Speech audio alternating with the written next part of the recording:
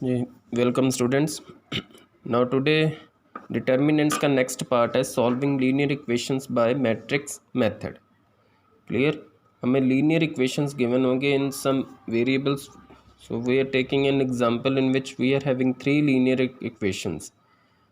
These are 2x minus 3y plus 4z. It is equal to 4. 3x plus y minus 2z is equal to 9, and 2x plus 3y minus 5z it is equal to 7. तो ये three equations हमने solve करनी है. Clear. We are having three equations in three unknowns. Solving means we have to find the values of these unknowns x, y and z. Clear. अब इसके लिए we will write, ये equations हम इसे इस फॉर्म में लिख सकते हैं. देखो, ये जो कोफिशिएंट्स का एक 3/3 का मैट्रिक्स बनाएंगे. 2 जिसकी फर्स्ट रो होगी 2 - 3 - 4 4 3 1 - 2 2 3 - 5. इसका हम बनाएंगे column matrix x y unknowns का एक्स वाई जेड, और it is equal to 4 9 7. Clear. इसे इस फॉर्म में हम लिख सकते हैं. आप अगर इन दोनों मैट्रिक्स को मल्टीप्लाई करोगे और इस मैट्रिक्स के इक्वल इक्वेट करोगे, you will get the same equations. Clear. तो यही हो गया. देखो 2x minus 3y plus 4z is equal to 4. First element इसमें यही आएगा 2x. ठीक है. By multiplication of matrix. ये आपको पता है कैसे करते हैं. First row by first column. 2x minus 3y plus 4z is equal to 4. 3x plus y minus 2z is equal to 9. 2x plus 3y minus 5z is equal to 7. तो इसे हम कह लेते हैं this implies ax is equal to b.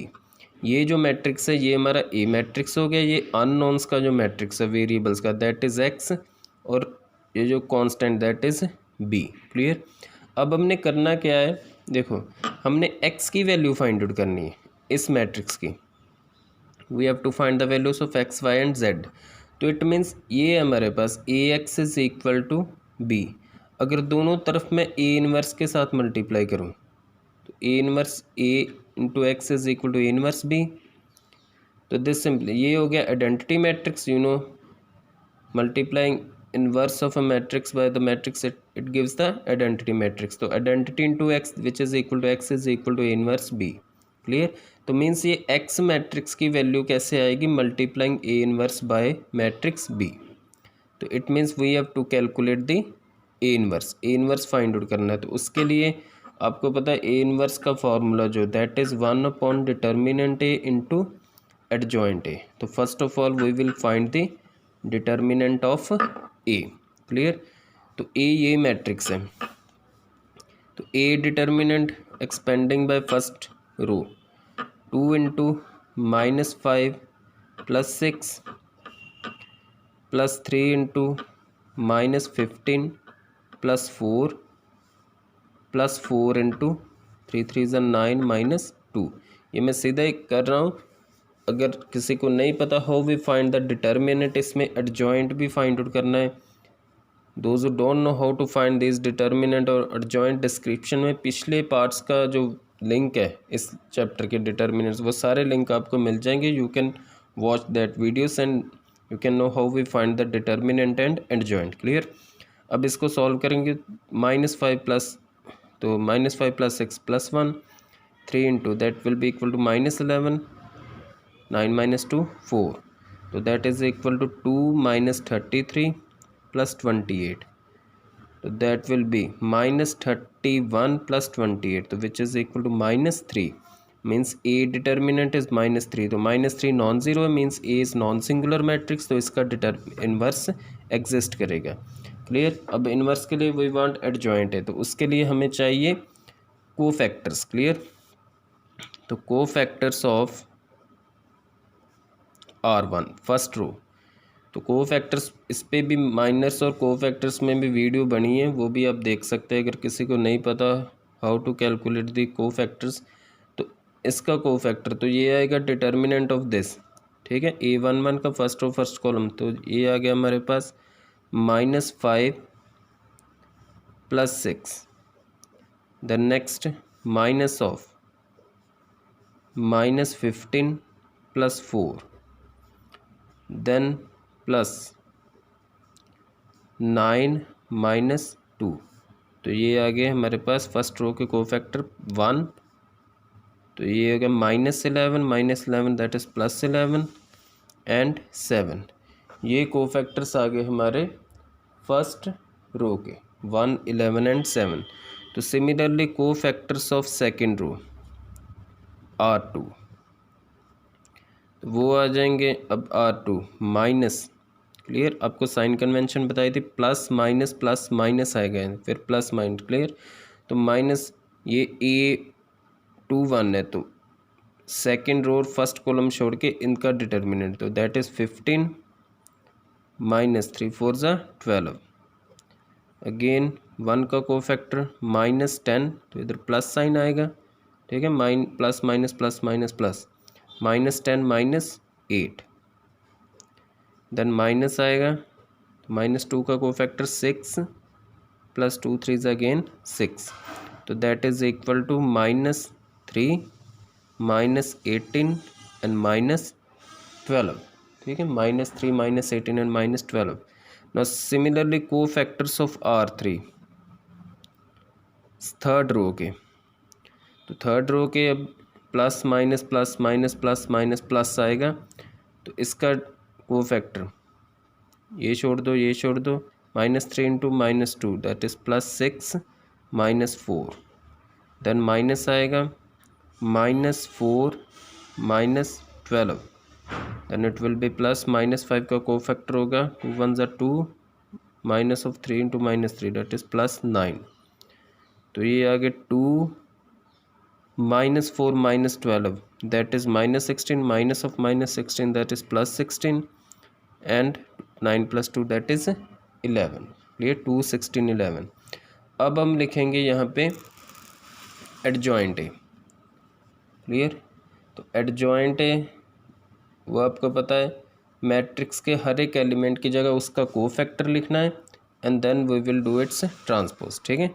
ये जो first row है 2 - 3 4, इसकी जगह पे इसके cofactor 1 11 17 1 11 7, sorry not 17 it's 7, then second row की जगह पे सेकेंड रो के कोफैक्टर -3 -18 -12 -3 -18 -12, और सिमिलरली थर्ड, ये मैं इधर लिख देता हूँ 7, थर्ड रो की जगह पे उसके कोफैक्टर वो हमने फाइंड किए 2 16 11।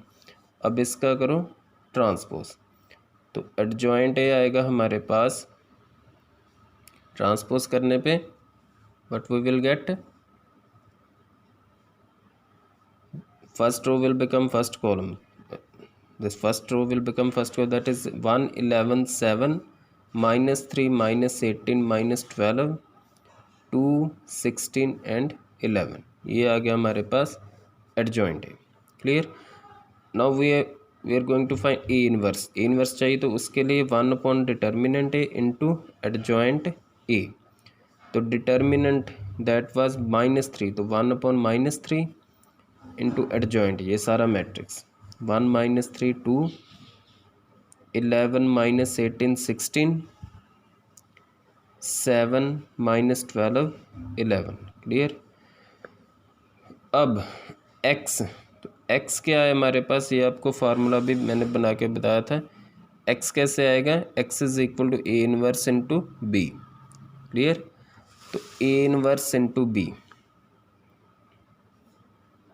यहाँ पे वैल्यूज फिल करेंगे, ए इनवर्स ये सारा -1/3 इंटू दिस 1 11 7 -3 -18 -12 2 16 11, इसको हम बी मैट्रिक्स के साथ मल्टीप्लाई करेंगे, तो बी मैट्रिक्स क्या था हमारे पास, ये कॉन्स्टेंट्स वाला 4 9 एंड 7, 4 9 7। अब पहले ये मैट्रिक्स मल्टीप्लाई करके बाद में ये स्केलर मल्टीप्लाई होगी, तो this implies x is equal to -1/3। तो मल्टीप्लाई दिस मैट्रिक्स। तो फर्स्ट इसका ऑर्डर, ये भी आपको मल्टीप्लिकेशन भी पता है, इसका ऑर्डर 3/3 है, इसका 3/1। तो रिजल्टेंट मैट्रिक्स का ऑर्डर होगा हमारे पास 3 cross 1। Clear? 3 cross 1 means it will be having only 1 column. Clear? तो ये करो मल्टी, 4 1 ज़ा 4, -3 × 9 -27, 2 7 ज़ा 14। क्लियर? तो second row with first column 44, 18 9 ज़ा, तो दैट विल बी 162, -162, then 16 7 ज़ा, तो it will be 7 6 ज़ा 42, 112। now 7 4 ज़ा 28, 12 9 ज़ा 108, -108, 11 7 ज़ा 77। तो ये आ गया x, it is equal to -1/3। इसको सॉल्व करेंगे, 4 - 7, 4 - 27, -23 + 14, तो that will be equal to -9। Clear? अब इनको सॉल्व करो, ये ऐड कर सकते हो पहले, 44 + 112, तो वी विल गेट 156, 156 - 162, तो that is -6। Clear? Now again 28 + 77, 28 + 77 हो गया हमारे पास 105, तो 105 - 108, तो डेट विल बी -3। क्लियर?